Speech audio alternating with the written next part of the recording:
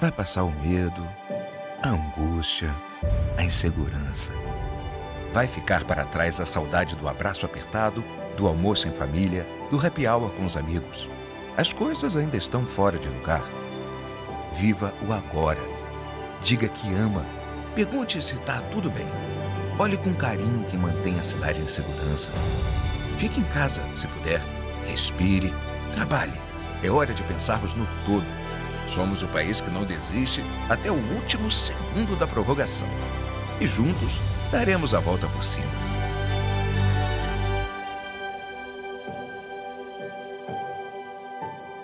Tudo isso vai passar.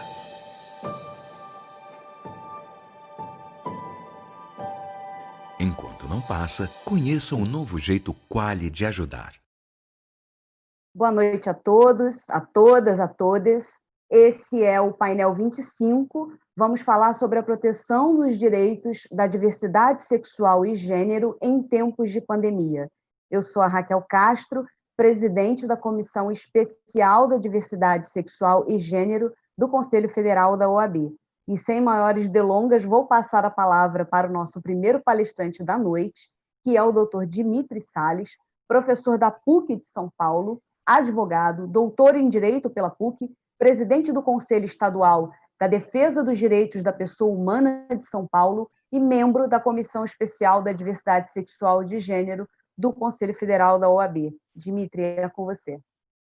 Boa noite, Raquel. Boa noite, minhas amigas Gorete e Adriana. Boa noite a todas e todos que nos escutam nesse momento tão importante para a advocacia brasileira. Eu quero começar a minha palestra saudando o presidente do Conselho Federal da Ordem, Dr. Felipe Santa Cruz, por essa iniciativa tão importante, e quero agradecer a Lia Ferreira e a Lucas Peixoto, que são funcionários da Ordem, que estão nos auxiliando nesse momento para que a gente possa fazer um belo evento. O desafio de hoje é pensar a proteção à população LGBT em tempos de pandemia.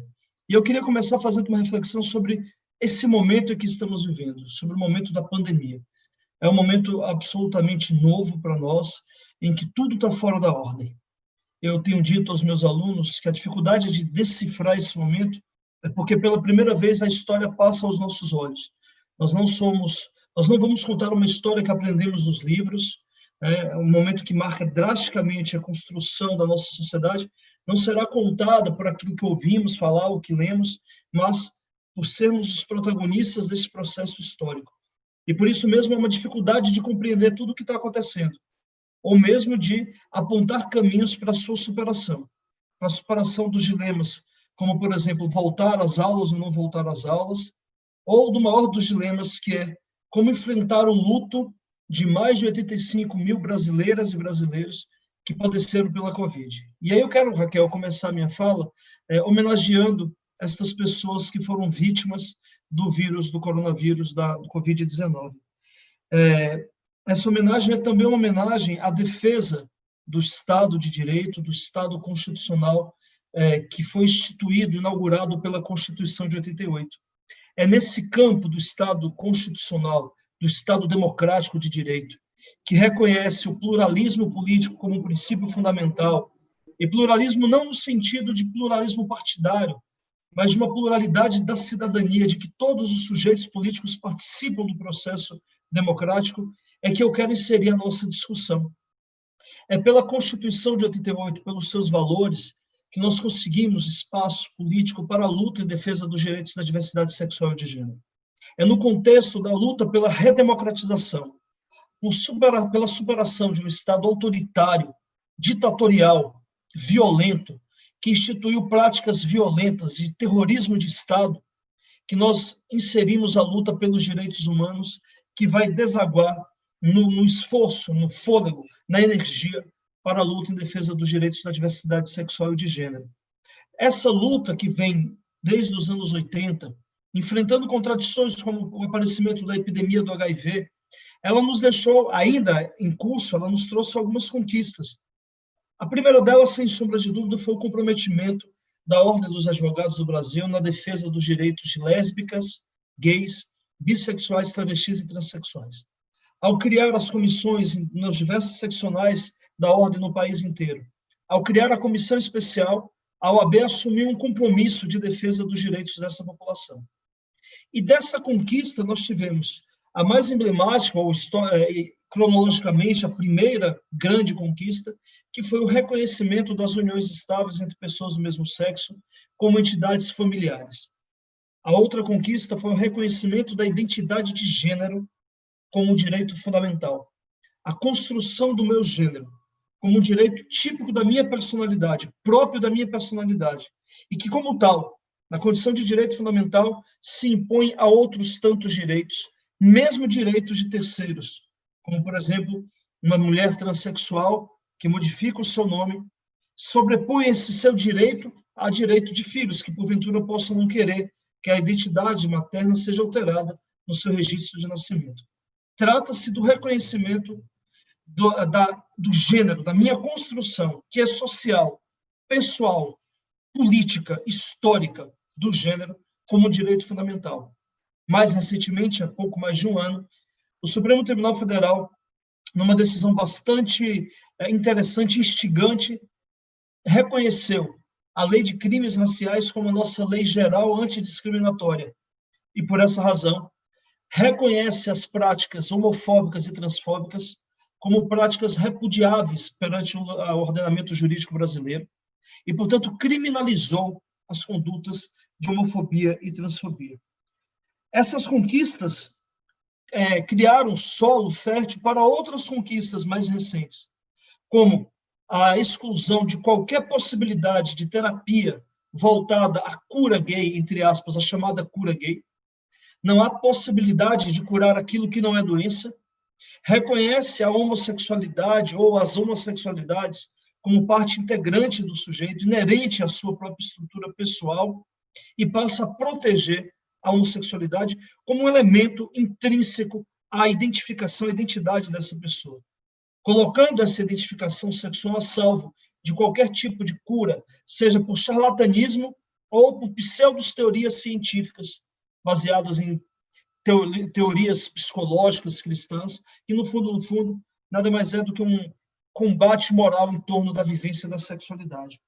Também fulminou a escola sem partido, um projeto que se espalhou em algumas assembleias legislativas e algumas câmaras municipais, que pretendia tornar as nossas escolas espaços engessados, não de produção de conhecimento, mas de difusão, de doutrinação moral, de cunho fascista. O projeto Escola Sem Partido tinha uma raiz fortemente nas ideias fascistas da década de 20 na Itália, e o Supremo pôs um fim a isso.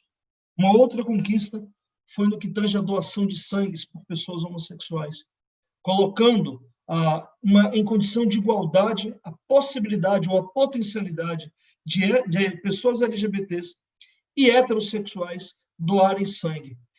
Essa decisão do Supremo tinha uma finalidade muito explícita, que é afastar qualquer prerrogativa preconceituosa sobre onde deve pairar somente ideias científicas. Nós avançamos tudo isso com muita luta, enfrentando muito preconceito. Não foi sem gasto de energia, gasto emocional, sem sofrimento que conquistamos isso. Foi com muita luta. Mas chegamos no momento da pandemia e aí se cruzam as lutas pelo direito da diversidade sexual e de gênero e também o enfrentamento à pandemia. Eu digo isso porque o enfrentamento à pandemia pressupõe uma reflexão profunda sobre os nossos civilizatórios. Pressupõe repensar os nossos padrões, os nossos valores, aquilo que guia efetivamente as relações sociais. Por exemplo, um debate que está em curso no dia de hoje. Quando devem as escolas voltarem às suas atividades normais, recebendo milhares de alunos? Quando a sociedade estará preparada? No bojo desse debate, de um lado, uma preocupação com a questão sanitária e, portanto, a preservação da saúde de crianças e adolescentes que vão às escolas, ou mesmo adultos que frequentam, por exemplo, ambientes universitários. Por outro lado, uma forte pressão das grandes empresas educacionais que buscam assegurar a preservação do seu lucro. Há dois valores, podemos dizer assim, em jogo nessa disputa. A decisão final indicará quais são os valores que apontarão um caminho para a nossa sociedade. Me parece que o Brasil tem estado pouco disposto a fazer uma reflexão sobre os impactos da pandemia na vida real das pessoas. Não é só estar em casa, mas é estando em casa o que se modifica na minha relação comigo mesmo, num processo de isolamento pessoal, com a minha família, e como tudo isso implica, por exemplo, na reconstrução das relações de trabalho, na reconstrução das relações que se estabelecem no convívio social entre amigos, entre familiares, mas também, e aqui é onde há o ponto de intersecção, como dialogam essa reflexão profunda sobre a pandemia e a defesa dos direitos da diversidade sexual e de gênero, na medida que eu proponho uma reflexão sobre os nossos valores atinentes às livres vivências da sexualidade humana.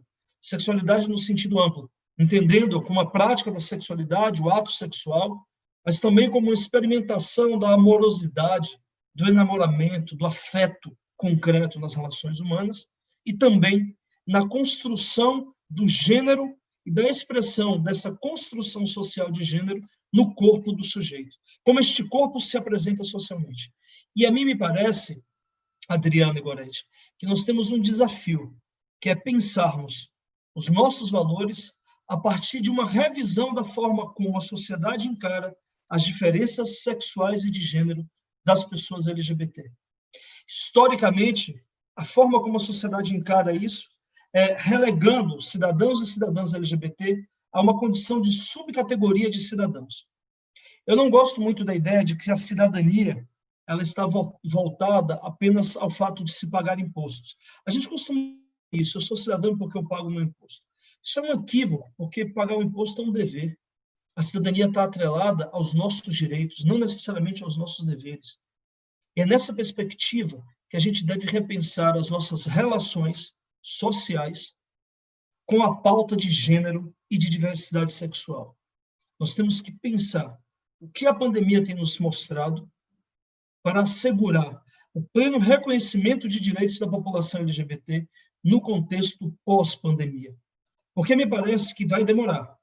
Não me parece que a gente vai conseguir, num espaço curto de tempo, vencer a pandemia.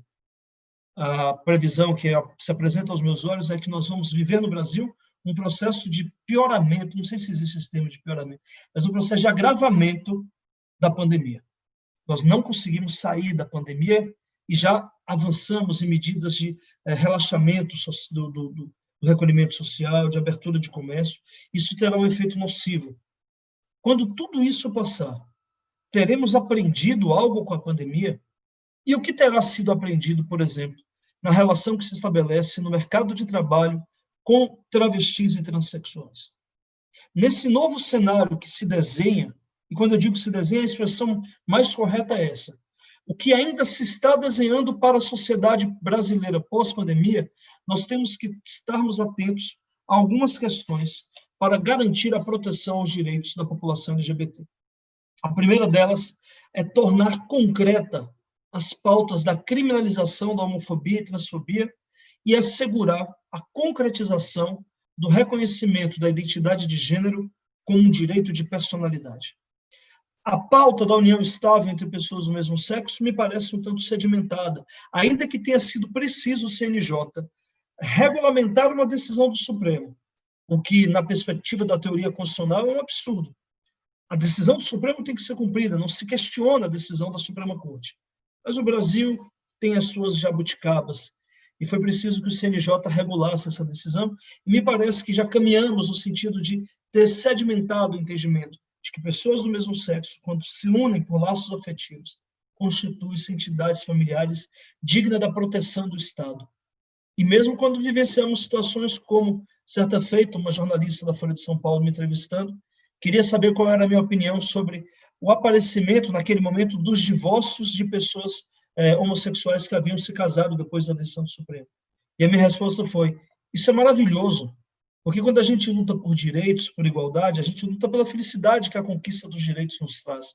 Mas também nos cabe a nós experimentarmos os dissabores quando, por exemplo, se desfaz o amor, porque nos coloca em uma situação de cidadão, de sujeito, de pessoa humana, que tanto pode amar incondicionalmente, mas também pode o amor se esvair e experimentarmos o dissabor das separações. O ato de encontrarmos casais homossexuais se divorciando, separando, é um ato que nos torna completos. Não na dimensão jurídica apenas, mas uma dimensão humana. Então, me parece que essa primeira pauta já se consagrou. Há duas pautas ainda em curso. Como enfrentar as discriminações que sofrem travestis e transexuais, e mesmo pessoas intersexuais, quando, ainda que o Supremo tenha reconhecido a identidade de gênero como direito fundamental, essas pessoas ainda padecem de discriminação no ambiente de trabalho, nos espaços de convívio social. Como concretizar esta conquista? Além disso, como concretizar a criminalização da homofobia e transfobia? Isso é um desafio que se apresenta, sobretudo, neste momento, ao Poder Executivo, no momento em que os casos de penais aportam ao Estado por meio das delegacias de polícia, mas também ao Poder Judiciário. Outras pautas me parecem necessárias nesse momento. Pensar a relação de trabalho. Eu insisto e tenho insistido que não é uma relação de emprego apenas, mas pensar o trabalho na sua construção sociológica. O que a gente tem vivido é um processo de uberização do trabalho. É o desmonte das garantias trabalhistas, é a completa desproteção ao trabalhador e à trabalhadora no mercado de trabalho. Como a gente pode pensar a questão de valores pós-pandemia e dialogar com a questão da inserção da população LGBT e principalmente a população de travestis e transexuais no ambiente do trabalho, no ambiente do mercado de trabalho, mas mais ainda impactando o trabalho para que efetivamente as diferenças de gênero não sejam elementos que impeçam um processo pleno de inserção desta população. E, por fim, me parece que uma reflexão profunda deve ser feita no contexto do pós-pandemia, que a esperança me diz que haverá, que é como dialogar as diferentes pautas de lutas por direitos humanos com a questão da diversidade sexual e de gênero. Nesse aspecto, eu chamo a atenção das lutas feministas, das lutas raciais e também uma reflexão sobre classe, o empobrecimento da nossa população. Repensar os direitos econômicos na perspectiva da emancipação, não pelo consumo, mas do empoderamento econômico das populações vulneráveis. Repensar os direitos econômicos não como a potencialidade de permitir o consumo das pessoas para serem reconhecidas via a prática consumerista como cidadão, mas potencializar o crescimento ou a expansão econômica dessas pessoas para que as arranque da condição de miserabilidade que vivem e, consequentemente, não aumentar a vulnerabilidade de pessoas travestis e transexuais em situação de pobreza ou, de modo geral, a população LGBT.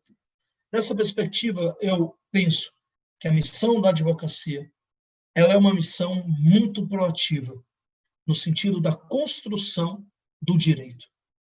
É claro que o advogado, quando elabora uma tese de defesa e leva aos tribunais e consegue ver reconhecida a sua tese, a gente constrói doutrinas, a gente constrói jurisprudência, ainda que tenhamos somente reconhecido historicamente as decisões dos tribunais como sendo a jurisprudência. Nós esquecemos que essas decisões não nascem das mãos de juízes e juízas, de magistrados e magistradas. Ela tem origem na atuação dos advogados e advogadas. O nascedouro da produção jurídica vai se dar na mão dos advogados e advogadas. Mas, nesse aspecto, eu quero chamar a atenção de que a defesa da diversidade sexual e de gênero ela deve impactar todo o sistema de justiça, cabendo aos advogados e advogadas a construção proativa, criativa, de instrumentos que assegurem uma nova relação, tanto valorativa quanto jurídica e social, da proteção aos direitos da diversidade sexual e de gênero pós-pandemia. Eu digo tudo isso... 2 minutos. Eu já estou acompanhando, já concluo. Digo tudo isso para dizer que eu tenho muita esperança, embora com uma certa resignação diante das cenas que vemos hoje, de que a gente vai conseguir superar a pandemia e fazer esse exercício reflexivo sobre qual sociedade teremos. Não são 5.000 mortos, são quase 100.000 cidadãos nesse momento que padeceram pela força do vírus. e muitos deles já vinham padecendo antes, pela força do preconceito homofóbico e transfóbico. Superar a dor da pandemia do coronavírus pode também implicar na superação das dores na alma, no corpo, que a homofobia e a transfobia traz para cada cidadã e cidadão LGBT neste país. Esse é o nosso compromisso. Esse deve ser o compromisso da OAB, o compromisso de cada advogada e advogado, de cada estudante de direito, de cada profissional do direito deste país. É a minha esperança que eu compartilho com todas e todos nesse momento. Muito obrigado. Obrigada, doutor Dimitri. Excelentes reflexões, como sempre. Sou suspeita para falar, sou sua fã do seu trabalho. E gostaria agora, para dar sequência, primeiro vou agradecer aqui a presença da doutora Flávia Brandão, querida vice-presidente da Comissão de Famílias e Sucessões do Conselho Federal. Obrigada, Flávia, por estar assistindo aqui a gente. Vou já passar a palavra, então, para a Adriana Rocha Coutinho, que é a minha queridíssima vice-presidente da Comissão Especial da Diversidade Sexual e Gênero do Conselho Federal da OAB. Ela que é advogada, professora de Direito Constitucional, presidente da Comissão de Estudos Constitucionais da OAB Pernambuco. Adriana, está contigo. Querida Raquel, meu querido Dimitri, minha amiga Gorete, nordestina, aliás, como o Dimitri também, viu? Aqui carioca é só a nossa querida Raquel. Eu gostaria de cumprimentar todos vocês, todas vocês, todos vocês que estão nos assistindo, dizer mais uma vez, não é, da minha felicidade de poder contribuir um pouco com a formação dos advogados e advogadas que exatamente se dedicam a essa pauta de direitos LGBTI+, e que tem exatamente a preocupação com essa evolução do nosso direito, não é, diante desses desafios que são inúmeros de concretização, como meu querido Dimitri já sinalizou, da democracia e de direitos fundamentais em um país, não é, das desigualdades, como é o nosso país, como é o Brasil. Então, esse desafio de participar desse nosso primeiro congresso virtual, aqui, não é, pensado e elaborado com tanto carinho pelo Conselho Federal, e aqui uma referência também que não poderia deixar de ser feita ao presidente Felipe Santa Cruz. Em nome dele, eu agradeço a toda a diretoria, a ESA Nacional também, pela oportunidade e por esse espaço, nesse primeiro dia, não é, de nós podermos exatamente enfrentar essa temática da diversidade sexual e de gênero, dentro de um contexto que nós sabemos, né, de um contexto cada vez mais difícil, de preconceito, de discriminação e de, infelizmente, de aumento de índices de violência contra essas pessoas, contra a população LGBTIQ+, no nosso país. Eu pensei inicialmente, presidenta Raquel, em traçar exatamente pela minha outra missão aqui na OAB de Pernambuco, que é a presidência da Comissão de Estudos Constitucionais e Cidadania, né, aqui no meu estado, de nós termos também uma reflexão sobre essas decisões do Supremo Tribunal Federal acerca desse nosso modelo federativo, ou seja, o que é que vem significando esse enfrentamento por parte dos nossos ministros e ministras do Supremo acerca de talvez uma nova configuração, um novo exercício desse federalismo de cooperação, né, diante dessa crise sanitária e de saúde que todos e todas nós vivenciamos, e como isso pode trazer, sim, novos impactos nessa questão, né, específica de direitos LGBTI+. E aí, né, inicialmente, pensando nessa configuração, inicio a minha fala justamente trazendo esse cenário, que é um cenário constitucional, não é? Onde a Constituição ela disse de forma muito clara que esse federalismo que exatamente traz a responsabilidade para a União, para os estados e para os municípios na promoção de políticas públicas de saúde, é um federalismo que vai exigir de todos esses entes, né, uma repartição aí de responsabilidade, mas uma responsabilidade compartilhada, onde exatamente a União ela vai nos dá as normas gerais, ou seja, a normatização geral vai ser da União, né? E os estados e municípios ficam exatamente com essa responsabilidade de legislar e fazer escolhas também de ações afirmativas, no que diz respeito às suas peculiaridades, aos seus interesses, à predominância aí do seu cenário. Então, se inicialmente nós pensamos que as últimas decisões do Supremo se resumem unicamente à questão do direito à saúde, eu já lanço aqui uma provocação para esse nosso grupo de debate, e aproveitando principalmente esse professor inspirador para mim, que é o professor Dimitri, né? Nós temos sim que compreender que não se trata apenas dessa, vamos dizer assim, dessa ideia de efetividade ou de efetivação desse direito à saúde, mas de uma série de direitos e garantias que envolvem exatamente essa população específica, que envolve essa temática da diversidade sexual e de gênero no nosso país. Então, se nós já sinalizamos em mais de um encontro, né, querida Raquel e querida Gorete, de que, infelizmente, nós dependemos muito ainda desse Poder Judiciário para a efetividade e concretização desses direitos, se isso é fato, se isso é uma realidade nesse cenário nacional, né? Cabe a nós também, como advogados e advogadas que somos e que estamos dentro dessa estrutura da OAB, né, nas nossas funções, no exercício desse nosso trabalho voluntário, chamar atenção para as outras temáticas, para as outras comissões, para os outros assuntos, da importância constante de diálogo na efetividade também, né, de outros direitos desse cenário da diversidade sexual e de gênero, que não seja apenas a questão da saúde.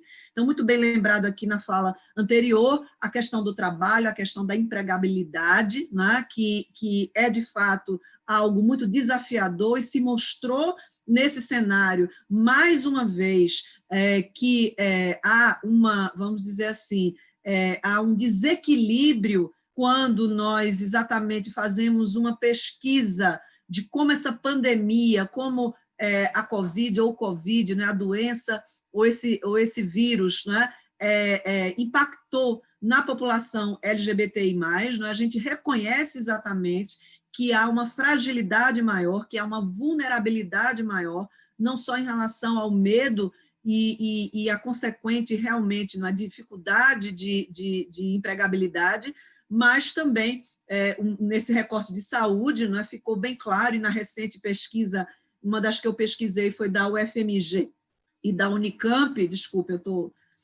e da Unicamp, né, que exatamente, né, traz em dados, e contra dados, né, gente? A gente não pode simplesmente argumentar na base do achismo, então é por isso que é tão importante essa colheita de dados, e talvez essa seja o maior desafio que nós temos, né? Nós sabemos disso na nossa comissão, de recolher dados e de termos essa compreensão também de todos os entes que compõem a federação. Por que é tão vital, né, para a gente evoluir como sociedade, que nós tenhamos não só esse acesso, mas esses dados reais, né? Mas dessa pesquisa da Unicamp e da UFMG ficou assim, bem clara nessa diferença, dessa preocupação com a saúde mental também da população LGBTI+, que ficou mais ainda isolada, com menos condição de acesso, muitas vezes, ao direito à saúde de outras questões que não relacionadas à Covid. E nós vimos, infelizmente, que poucos foram os municípios que enfrentaram com políticas públicas sérias, né, esse recorte social tão relevante. Né? Então, não é simplesmente, volto a dizer, né, um achismo, um discurso que não esteja embasado realmente em dados, né, em dados da realidade, onde a gente faz, por exemplo, aqui vou fazer uma referência positiva para a gente não ficar só na crítica. A Prefeitura de Salvador, por exemplo, através da sua Secretaria Municipal de Saúde, lançou uma cartilha virtual, né, exatamente com essa vocação, né, de ajudar essas pessoas mais vulneráveis a terem acesso não só ao direito à saúde, como a outros direitos, por exemplo, a terapia hormonal, como ficou nesse cenário de dificuldade de você, sair da sua casa, em muitos estados, em muitos municípios, o lockdown, que repercutiu nesses tratamentos, que repercutiu nesse seu direito, e o poder público, muitas vezes, se manteve, aliás, como a maioria costuma ficar, silente diante desse desafio, ou até sem exatamente concretizar esse federalismo de cooperação, a compreensão desses novos desafios trazidos por essas decisões do Supremo Tribunal Federal, que salientam exatamente que não só é a União que tem que responder por essas políticas públicas. Aliás, se nós dependermos dessa boa vontade da União, ninguém faz nada, porque o que nós sentimos é exatamente o inverso, é uma má vontade, é um recolhimento da sua obrigação, em atender exatamente a esse cenário, e os estados e os municípios, e aí também com as suas diferenças em relação às suas regionalidades, as suas diferenças em relação, claro, gente, à perspectiva da sua condição financeira. Municípios como São Paulo, quer dizer, a gente falar de uma capital como São Paulo é totalmente diferente da gente falar de um município aqui do interior de Pernambuco, por exemplo. Então, claro que nesse cenário de repartição de competência, a gente não pode pensar só em relação às competências materiais e administrativas e legislativas, mas a gente tem que pensar também nesse nosso pacto de repartição de receitas tributárias, nesses pactos que são essenciais para a gente poder tirar do papel e colocar na prática essas políticas públicas. Então, a gente vem nessa crise trazida com a Covid, trazida com a pandemia, nós que somos estudiosos e que somos militantes há tanto tempo dessa causa, que estamos unidos e unidas com vamos dizer assim, com esse propósito maior de realizarmos o nosso ordenamento constitucional, sobretudo trazendo para a sociedade essa responsabilidade também, de que esse recorte é um recorte que beneficia a todos e todas, e não apenas a essa população, mas isso é uma evolução de civilidade, e eu costumo sempre dizer isso nas minhas aulas, para os meus alunos e alunas, isso é um desafio civilizatório, exatamente o Estado deixar de ter políticas de governo e passar a ter políticas de Estado permanentes para a população LGBTI, que é mais. Porque então a gente não ficaria, como nós estamos hoje, reféns muitas vezes da boa vontade ou de construções e argumentos retóricos absurdos, de alguns setores do governo, sobretudo da União, para se eximirem das suas responsabilidades. Então, a gente tem que pensar, sim, nessa prática, não só em ações populares, mas em práticas das nossas OABs estaduais, ou seja, das seccionais e das subseções, de estarem atentas a essas políticas públicas, de responderem às demandas também dos movimentos sociais. A gente sempre fala que a OAB ela é aliada dos movimentos sociais, mas é essencial para essa luta que nós sejamos exatamente um órgão de apoio, e não de substituição aos movimentos, porque isso não nos cabe, isso, em última análise, enfraqueceria toda essa história tão linda e tão importante desses movimentos na busca e na efetividade por direitos. Então, a gente tem trazido sempre, nas questões dos pareceres da Comissão de Estudos Constitucionais, esse recorte, que é o recorte dessa corresponsabilidade, que isso não significa que a União não tenha responsabilidade em relação aos estados e aos municípios. Eu quero deixar isso aqui muito claro nessa minha fala, que em nenhum momento, quando o Supremo falou que a questão dos limites em relação à restrição, à eventual restrição de direitos, era competência, sim, dos estados e dos municípios em relação às suas peculiaridades, eximiu a União da sua responsabilidade, sobretudo porque nós sabemos que desse bolo de receita, a União fica ainda com a maior fatia, Então, é muito bom a gente fazer a leitura da Constituição,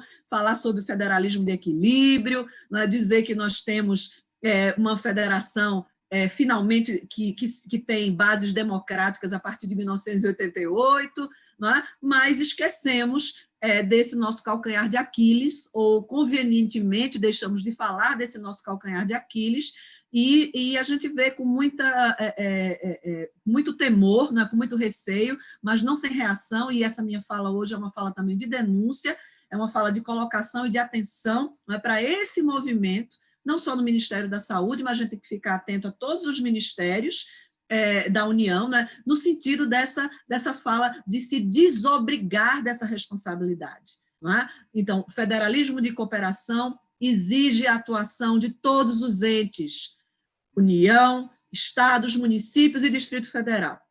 Né? E quando nós temos essa colocação da predominância do interesse, é óbvio que, como fez a Prefeitura de Salvador, não é? É óbvio que essas políticas públicas elas têm que atender também às suas realidades locais. Então, a gente tem alguns municípios mais avançados, alguns estados mais avançados, mas nesse cenário de desigualdades que a gente vivencia, né, como cidadãos e como cidadãs que somos, a gente precisa também reconhecer que não é fácil políticas públicas uniformes, né, que venham exatamente no sentido, né, de enfraquecer esse fortalecimento também dessas políticas locais. Né? Então, a gente precisa construir, fazer essa construção a partir de uma leitura de efetividade, de uma leitura que nós chamamos de otimização desses preceitos, desses princípios constitucionais, e estamos agora, né, diante de um cenário de um processo eleitoral, né? Vamos desafogar, e aqui já no último apelo, querida Raquel, vamos tentar desafogar um pouco também essas demandas judiciais, e olhem que eu sou advogada, eu sou professora, não é? Eu sou mulher de ordem há muitos anos, mas eu entendo sim, não é, como um divisor de águas para que nós possamos exatamente transpor políticas de governo para políticas de Estado, para as populações mais vulneráveis, e aqui, não é, nesse nosso painel, para as pessoas LGBTI que mais, não é, que nós tenhamos esses avanços no âmbito legislativo, não é, para fixar exatamente essa complementação, essa concretização que a gente chama, né, exatamente dessa efetividade, né, das normas constitucionais, que em muitos dos seus preceitos estão mais abertos, carregam princípios, não é, carregam valores, e que esses valores têm nos ajudado na construção dessa jurisprudência, mas ainda podem, não é, se demonstrar frágeis quando nós fazemos exatamente esses recortes mais locais. Uma coisa é a realidade, volto a dizer, do Distrito Federal, a realidade de São Paulo, a realidade de estados onde até essa advocacia é uma advocacia mais consolidada em relação à busca de direitos, mas a gente tem que pensar o Brasil como um todo. A gente não pode esquecer, não é, desse transexual ou dessa transexual que está no município do interior e se vê totalmente alijada de uma construção de uma proteção de direito por parte dos gestores públicos. E quando há, não é, uma menção a uma política pública municipal e a gente vai investigar, simplesmente não há nenhuma verba. Então, você fica, mais uma vez, não é, apenas naquele mecanismo de defesa, vamos seguir o que está todo mundo fazendo, né, o que a gente acha que é correto, às vezes até por pressão do Estado, então o município vai e assimila aquilo dentro de uma secretaria de direitos humanos, por exemplo, né, ou construindo uma subsecretaria, traçando algumas políticas públicas, mas que não se realizam. Então, eu volto a dizer que eu vi com muitos bons olhos essa iniciativa, eu sei que existem outras, mas eu só tinha 20 minutos aqui, né, querida Raquel, e eu quis, exatamente, já estou caminhando aqui para o final da minha conversa com vocês, né, mas eu não queria deixar de fazer esse registro e até de deixar aqui como uma sugestão, que vocês acessem essa cartilha, né, que a gente faça exatamente também esse dever de casa, porque por um web evento como esse, né, que nós temos uma dimensão aqui de um acesso de tantas pessoas, né, de milhares de pessoas que nos escutam e se interessam também por essa pauta, né, que a gente comece exatamente esse exercício de se apropriar desse conhecimento para podermos continuar ajudando a defesa da igualdade e da democracia. Então, meu abraço de muito afeto, um abraço virtual aqui para todas as pessoas que estão aqui, e em especial para esse grupo maravilhoso que divide comigo esse último painel aqui da nossa noite. Muito obrigada. Obrigada, doutora Adriana. Acho que essas considerações são essenciais que você fez, acho que bastante complementaram o que o doutor Dimitri trouxe nessa noite, porque justamente a gente precisa agora começar a fazer exatamente o que você disse, pensar na questão legislativa, até mesmo porque, Adriana, quando você tem a lei garantidora de direitos, você também tem como exigir do poder público essas políticas públicas, né? Hoje, pela ausência de lei, fica parecendo que não se precisa da política pública, né? E como você citou aí o Ministério da Saúde, a gente sabe que as cirurgias de transgenitalização, né, das pessoas transexuais são feitas pelo SUS. Existem apenas 7 centros no Brasil todo, sendo que no Rio de Janeiro a fila está parada, por exemplo, né? E tem agora uma discussão recente da necessidade da reprodução assistida para casais homoafetivos pelo SUS também, que não é uma realidade ainda, né? Então, está mais do que na hora da gente pensar essa questão legislativa, da gente exigir essas leis que vão, sim, orientar as políticas públicas que a gente precisa. Obrigada pela sua contribuição, e já vou passar, então, a palavra para a querida doutora Gorete Soares, ela que é a presidente da primeira Comissão da Diversidade Sexual e Gênero, que foi criada em 2009, né, OAB Pernambuco. Ela é advogada da área de famílias e sucessões, conselheira estadual da OAB de Pernambuco e membro do IBDFAM, que é o Instituto Brasileiro de Direito das Famílias. Gorete, está com você a palavra.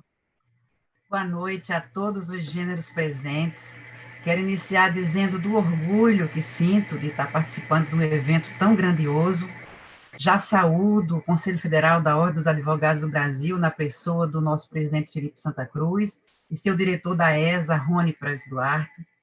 Os meus queridos companheiros de painel, Adriana Rocha, amadíssima, né, de lutas, Dimitri, também muito querido, que nós nos encontramos frequentemente nos nossos eventos, a nossa querida presidenta da Comissão da Diversidade Sexual e Gênero Nacional, a querida Raquel Castro, dizer que é uma honra estar aqui estando com vocês, falando sobre este painel. Falar da proteção aos direitos da diversidade sexual e de gênero em tempos de pandemia é falar da acentuação de conflitos que a gente vive diariamente. A gente está falando de, também, aumentos da violência em relação à população LGBTI. A ANTRA fez um levantamento que só no primeiro semestre, mais de 28% houve de aumento em relação a pessoas transexuais e travestis que foram mortas, em relação ao ano de 2019. E isso é muito grave. Eu escolhi para falar hoje sobre a atuação das comissões da diversidade sexual e de gênero em relação aos atores e instituições, quer sejam públicas ou privadas. Inicialmente, como Raquel já disse, por ter a honra de ser a presidenta da primeira comissão da diversidade sexual e gênero que foi criada no Conselho, em todo o sistema OAB, uma iniciativa do então presidente Jaime Asfora, mas também uma luta ferrenha da doutora Maria Berenice Dias e das queridas advogadas pernambucanas, Maria Rita Holanda e Luciana Brasileiro, que me antecederam na presidência dessa comissão. Eu tenho a honra de tê-las como parceiras de lutas. Então, as pessoas geralmente perguntam, o que faz uma comissão da diversidade sexual e gênero dentro da OAB?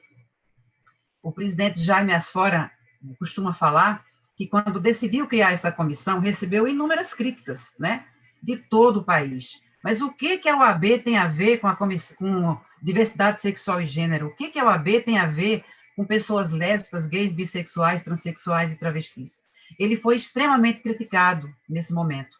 Mas nós já sabíamos que, naquela época, já existiam lutas em todo o país para que fossem criadas comissões, né? calhou que foi Pernambuco a que deu o passo inicial para que isso acontecesse. E, a partir de então, todos os demais estados criaram comissões, e hoje, felizmente, não é, Raquel, nós temos comissões não só em todos os estados, mas em centenas de municípios nas subseccionais. E isso é muito importante, porque isso, de uma certa forma, mudou todo o cenário de proteção dos direitos da diversidade sexual e de gênero, assim como falou meu querido Dimitri. A atuação dos advogados e advogadas nas comissões de diversidade sexual e gênero faz um diferencial muito grande, inclusive na aprovação de todas essas decisões tomadas pelo STF, da garantia desses direitos. Lá estavam advogados e advogadas, quer seja atuando diretamente nos processos, quer seja atuando como amicus curiae em relação às comissões, representando suas respectivas comissões. Mas as comissões de diversidade sexual e gênero, elas atuam de uma forma ampla, quer seja em relação aos advogados e advogadas, atendendo a toda a advocacia, porque, gente, é muito importante lembrar que a advocacia, ela precisa estar informada do todo. Nós não podemos estar lidando apenas com determinadas áreas do direito. A gente tem que lidar com todas as áreas humanas. E a diversidade sexual e gênero hoje pode ser considerada, inclusive, uma área do direito, se a gente quiser levar em consideração, assim, não é, doutora Adriana? A gente pode pensar, por exemplo, para aquelas pessoas mais dogmáticas, que podem, por exemplo, se especializar na diversidade sexual e gênero, né? De repente, pode ser uma área de atuação.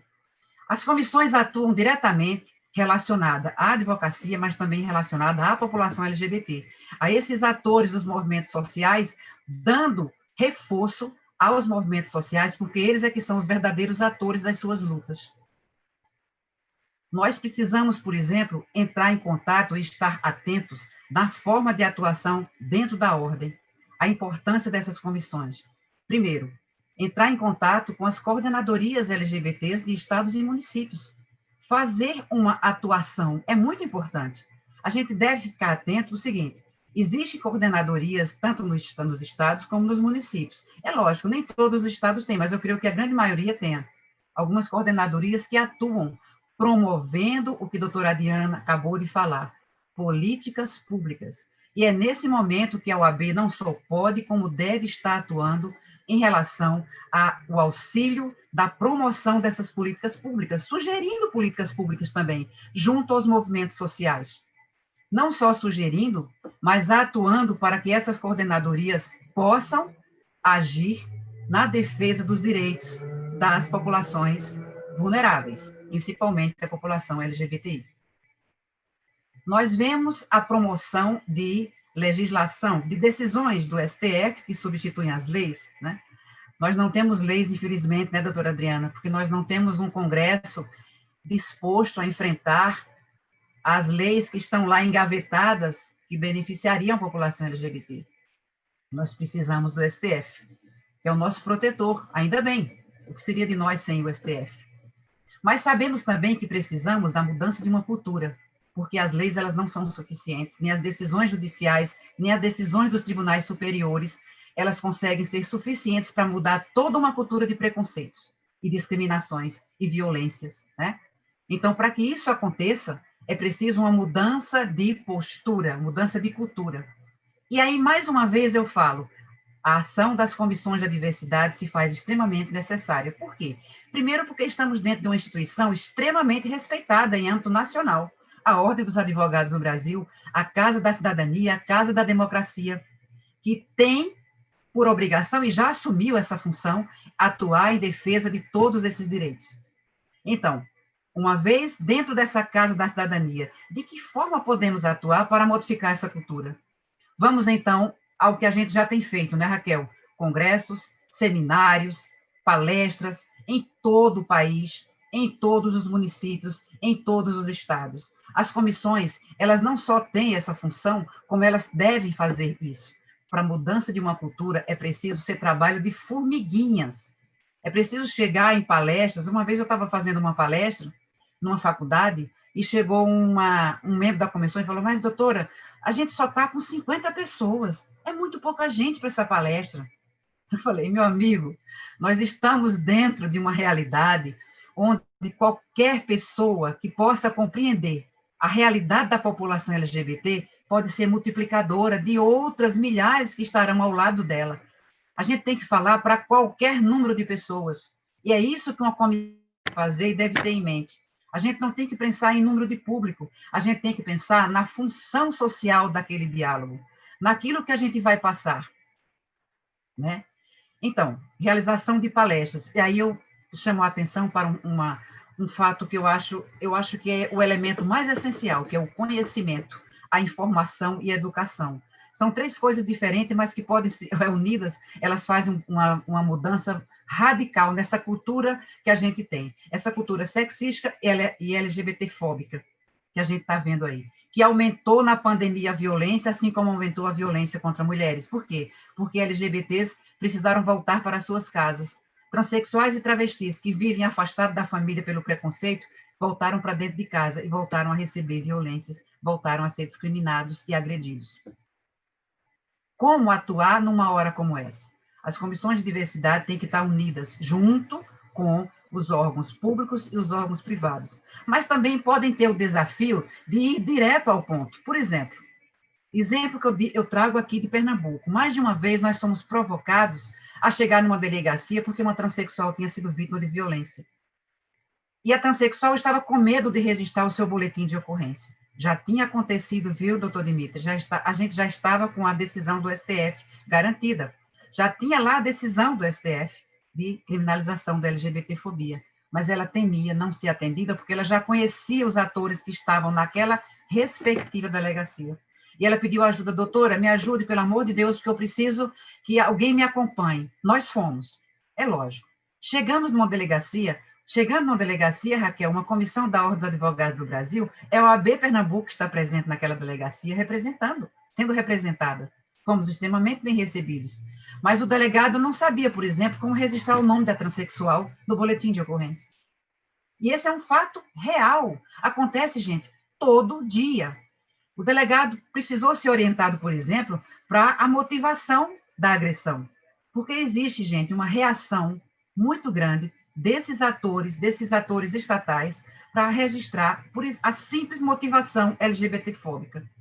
Usa-se todo e qualquer tipo de argumento. Ah, mas foi uma agressão, mas não foi uma briga, mas foi esse motivo. Todos os motivos estão lá, menos a motivação LGBTfóbica. E é muito comum vários advogados ligarem para a gente e dizer assim, o que a OAB pode fazer com isso, a comissão da OAB pode fazer, se o delegado não quer registrar que a transexual, ou o gay, ou a lésbica foi agredida por motivação LGBTfóbica. Tentar ligar para o delegado? Colega, temos uma legislação aí já garantida, temos uma decisão do STF, já tem a criminalização da LGBTfobia. Esses são desafios diários que as comissões de diversidade podem atuar e devem atuar. E a gente tem atuado, e eu tenho certeza que em todo o país a atuação nesse sentido tem acontecido. Uma atuação que eu acho fundamental, e eu estou vendo aí com muito orgulho nas costas da minha amiga Adriana Rocha, que é o nosso livro, Raquel, desculpa, mas eu vou ter que falar. Eu estou falando para muita gente, olha, estou falando para muita gente. Gente, esse é o primeiro livro criado por uma comissão de diversidade, mas o que nos orgulha em relação a isso aqui, Dimitri, Raquel e Adriana, é a provocação necessária para a academia. Quando você tem advogados, advogadas e estudantes de direito se debruçando sobre temáticas relativas à população LGBT, a gente tem um bom caminho traçado aí, de queda de preconceito, né, dentro da própria advocacia, que a gente sabe que tem. A gente lida com isso, né, Adriana? Com preconceito entre os colegas. Muita gente diz, não quero falar sobre isso, não conheço isso, não. Deixa para a doutora Gorete falar, que ela que entende. É muito comum ouvir esse tipo de diálogo. Mas, gente, aí tem desconhecimento, né, desinformação e a falta absoluta de pesquisa sobre o assunto. Então, um livro como esse é um achado e é uma grande arma, no bom sentido, é claro, né? Uma grande arma para a quebra desse preconceito, que as pessoas possam ler, possam debater. A gente está falando aqui, pessoas, para centenas, milhares de advogados e advogadas, de estudantes de direito. E aí, como presidente de uma comissão de diversidade, eu faço esse apelo. falta conhecimento, vocês não têm acesso às temáticas voltadas para a população LGBT, quer seja por motivação religiosa, quer seja por não teve interesse de pesquisar, mas precisou se debater diante de qualquer ação voltada para a população LGBT, estude o assunto, procure quem tem conhecimento, procure as comissões de diversidade de suas seccionais e subseccionais. Os advogados, colegas que estão lá vão dar toda a atenção e vão trazer essa informação necessária.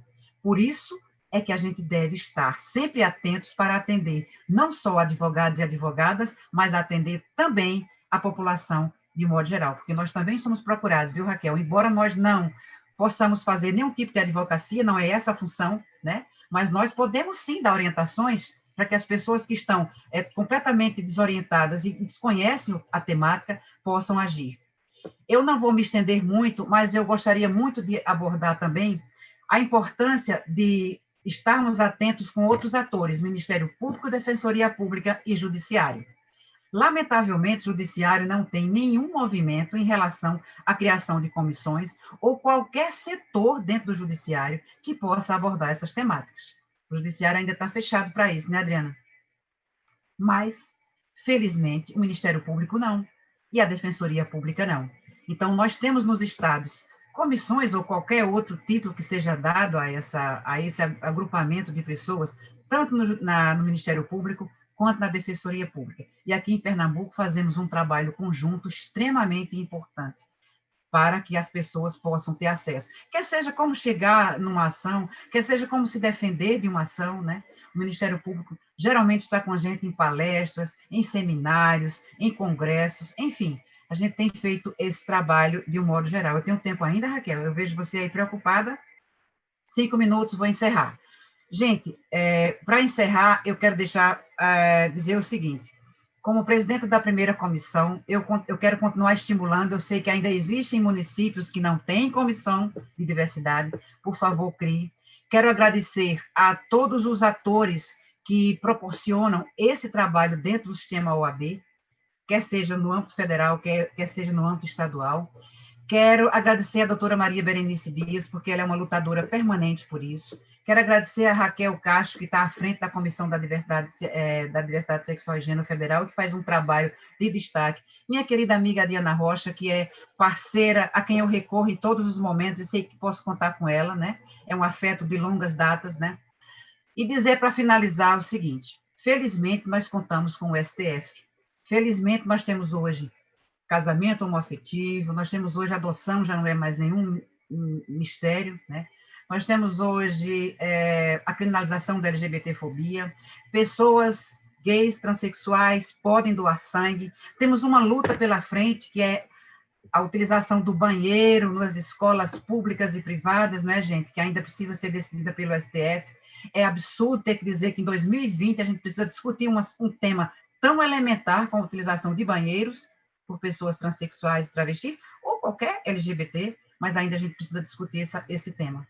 Mas, diante de todas essas decisões do STF, a gente tem uma cultura perversa, preconceituosa, sexista e LGBTfóbica. E é essa cultura que a gente precisa combater diariamente, e é essa cultura que os bravos advogados e advogadas que compõem as comissões de diversidade sexual e gênero em todo o país lutam diariamente e precisam combater.